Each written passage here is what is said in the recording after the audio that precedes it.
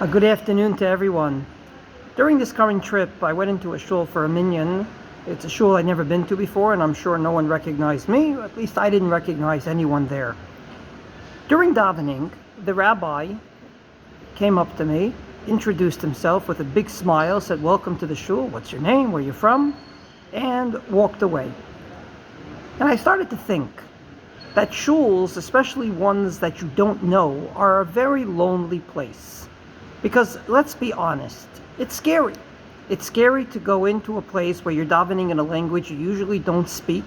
Even for native Hebrew speakers, the language of the Siddur is biblical Hebrew. You're in an environment with people you don't know, with the only thing being the common denominator between you is the fact that you're all obligated to daven, and in a minyan for that matter. From this perspective, I thought that perhaps it's a good idea that in every shul there'll be someone designated for this. We don't encourage talking in davening, we don't encourage any sort of idle whispers or whatnot during the course of the service.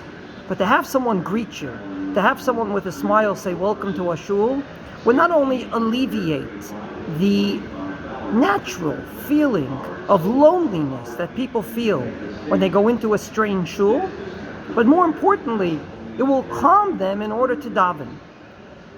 The Shulchan Aruch paskins in a very clear way that you have to try to clear your head and be focused on davening.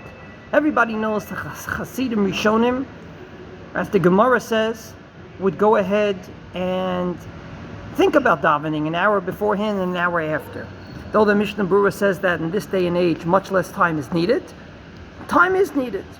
And to go ahead and to be greeted at the door properly, at the times that you're allowed to speak, or later in davening at the times that you're allowed to speak, I think is a very good thing that shul should have. Someone designated to put down the natural fears, the natural apprehension that people feel when they go into shul.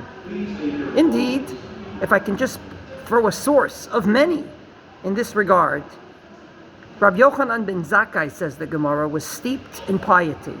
He never walked Dalet Almot without talis and tefillin. He was always learning. And yet, when he walked through the marketplace, the Gemara says, no one was able to say hello to him first, not even the non-Jew in the marketplace. From this perspective, I think all the more so in our shuls, there should be someone that's magdim shalom lechol adam, as our sages said, in order for them to focus properly in davening and, of course, to feel welcome. Wishing everyone a wonderful day.